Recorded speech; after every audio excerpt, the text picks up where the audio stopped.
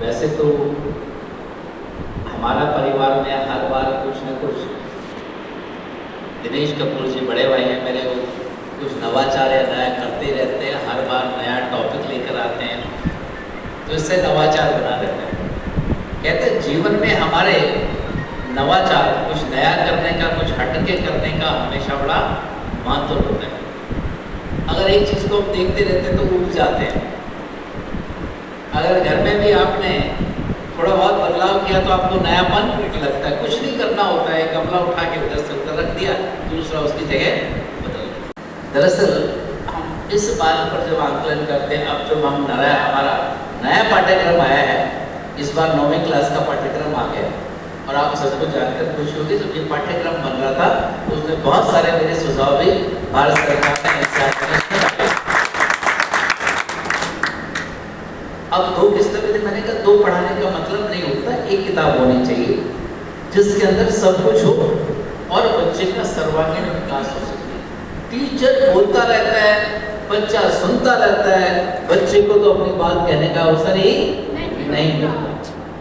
आप बच्चे से कहें आपने मंथन किया इस बात पर, ये चैप्टर है, इसके बारे में, इस कैरेक्टर के बारे में आप कुछ बताएं और साथ में ही प्रकाश डालें कि ये चरित्र जो इस पुस्तक लेसन में आपने पढ़ा है, इसके बारे में आपकी क्या राय है और क्या सुझाव है, बताओ।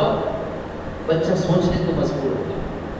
तो मेरा कथन ये है कि सही मार्ग और सही शिक्षा जो है आप अपने बच्चों को वहाँ दिलवाइए जहाँ के अंदर उनके स्किलिंग हो। अब हम उसकी ओर बढ़ रहे हैं, लेकिन भागना नहीं है व्हाइट कॉलर जॉब के पीछे। काम कभी कोई छोटा या बड़ा नहीं होता, काम तो काम ही है। अभी दिनेश भाई साहब ने कहा कि एक बच्चे ने सुसाइड कर लिया।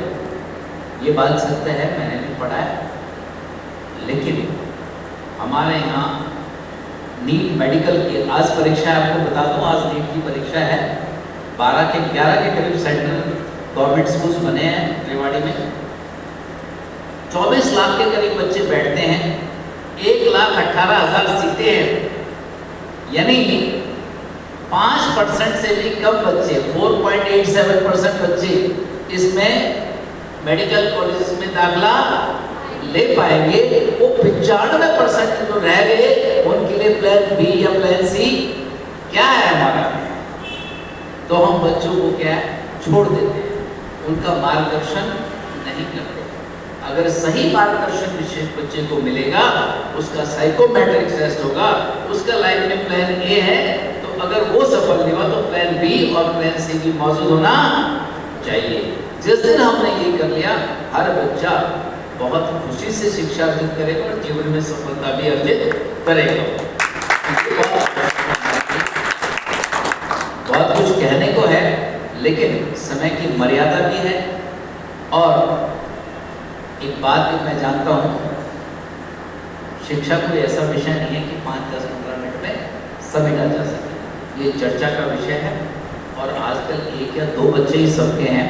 माँ बाप सब कुछ हमको देना चाहते हैं, लेकिन एक बात बताता हूँ मैं, सब कुछ देने के चक्कर में गाड़ी मेरे घर के सामने है, बच्चे को लेके जाए, सुरक्षा की चिंता रहती है। लेकिन जैसे जैसे बच्चा बड़ा होता है, जीवन में हम किताबों से नहीं, अनुभव से सीखते हैं, चुनौतियों से सीखते हैं। तो बच्चों को चुनौतियों का सामना करने दें, और जितनी वो चुनौतियों का सामना करेंगे, जीवन में उतने निपुण और सफल वो होते चले जाएंगे। तो इस बात का ख्याल रखें कि बच्चों को ज़्यादा सहूलियतें, ज़्यादा प्रोटेक्शन देने के चक्कर में उनको खराब कर लेते हैं। आपको शायद बताओ, माँ बाप तो कहते हैं बच्चे की अगर मिट्टी लग गई तो क्यों लग गई, लेकिन आपको बता दो कि बच्चे की रोग प्रतिरोधक क्षमता जो है वो तब बढ़ती है जब वो मिट्टी में खेलता है। मिट्टी में एक तरह का एलर्जेंट होता है जिसे कहते हैं माइट। वो हमारी रोग प्रतिरोधक क्षमता है, इम्यूनिटी को चैलेंज करता है, अंदर से उसको एक्टिवेट करता है, तब जाके रोग प्रतिरोधक क्षमता बढ़ती है। और यहाँ पर कोई शायद डॉक्टर भी हो सकता है, वो इसे भली बात जानते हैं, लेकिन आप देखना ना, मजदूर के बच्चे कभी भी डॉक्टर के यहाँ खड़े नहीं मिलेंगे। जो हम लोग एसी में रहने वाले हैं ना, उनके सबसे बच्चे ज़्यादा डॉक्टर के यहाँ लाइन लगा के खड़े रहते हैं। तो यह है बच्चों को प्राकृतिक रूप से उनको पढ़ने दें, आगे जीवन में बढ़ने दें और सही शिक्षाओं को ग्रहण करने दें।